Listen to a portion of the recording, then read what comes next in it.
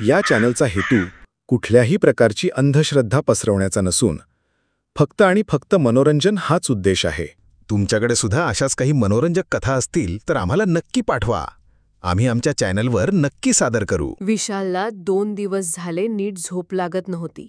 घड्याळाच्या टिकटॉक करणाऱ्या आवाजाशिवाय पूर्ण घरात शांतता पसरली होती. अंधारात त्याचे डोळे छताकडे रोवले गेले होते, पण मन मात्र कुठेतरी भूतकाळात अडकले होते. एका क्षणासाठी त्याला वाटलं की कोणीतरी सावकाश दरवाजा जवळून गेलं, पण तो आवाजही घड्याळाच्या आवाजामध्ये हरवून गेला. झोप न लागण्याचं खरं कारण केवळ आवाजच नव्हता. भूतकाळात घडलेल्या त्या रात्रीच्या आठवणी, ज्या त्यांनी कित्येक वर्षांपासून दडपून ठेवल्या होत्या, आता दररोजच्या शांत रात्रीकडे उघड्या डोळ्यांपुढे उभ्या राहत होत्या. अचानक विशालच्या कानावर विजेचा एक जोरदार आवाज येऊन पूर्ण परिसरात शांतता पसरली. त्या क्षणासाठी सगळं काही थांबल्यासारखं वाटलं. घड्याळाचा आवाजही बंद झाला होता. अंधार अजूनही अधिक गडद झाला आणि हवेत एक विचित्र गारठा पसरला. विशालचे डोळे उघडले. त्याच्या भिंतीवर लटकलेल्या आरशात काहीतरी हल्ल्याचं प्रतिबिंब क्षणभर झळकलं आणि नाहीसं झालं. त्याने डोळे चोळले. कल्पना असेल, तो स्वतःशी पुटपुटला, पण मन काही मान्य करायला तयार नव्हते. तेवढ्यात पुढच्या कपाटाचा दरवाजा हलण्याचा आवाज आला. जणू कोणीतरी दरवाजा ढकलत होतं. विशालच्या मनात वाटतच होतं, पण घरात तर मी एकटाच होतो ना, आणि खूप घाबरला. खोलीतील घूप अंधाराला चिरत चंद्राचा प्रकाश हळूहळू त्या कपाटापाशी पोहोचला. कपाटाचं दार अजूनही करकचून उघडत होतं. एका क्षणात ते पूर्ण उघडाळं.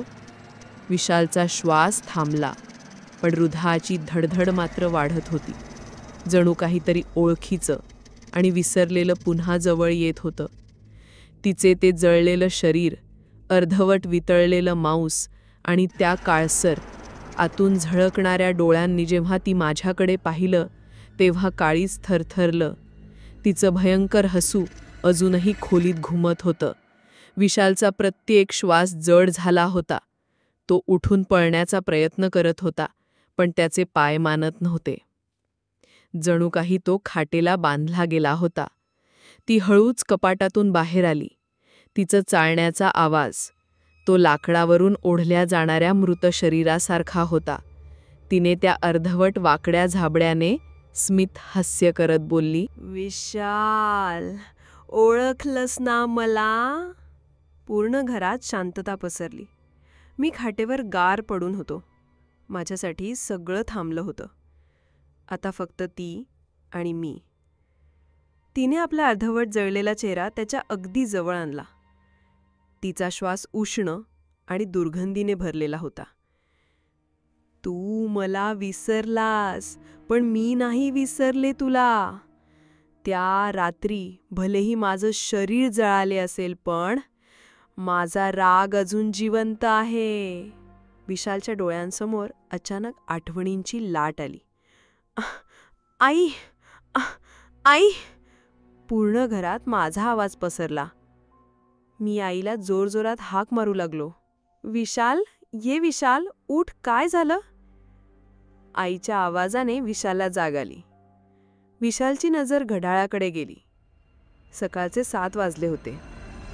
आई माझ्या समोर उभी होती. ती काहीतरी बोलत होती, पण रात्री पडलेल्या स्वप्नामुळे माझ्या मनावर गारूड झालं होतं. मला काहीच सुचत नव्हतं. तेवढ्यात आई बोलली, "ए मूर्खा, कुठे लक्ष आहे तुझा? एवढा काय ओरडत होता झोपेत?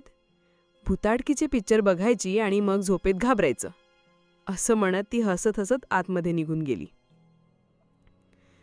मी अजूनही अंथरुणात बसून होतो. श्वास अजूनही वेगाने चालले होते. तोंड कोरडं पडलेलं. डोक्यातंके स्वप्नाचे दृश्य जात नव्हती. ती जळलेली स्त्री आणि कपाट, ते नक्की स्वप्नच होते ना? पुढील भाग लवकरात लवकर येईल. जर कथा आवडली असेल तर लाईक, कॉमेंट, शेअर आणि सबस्क्राईब करा.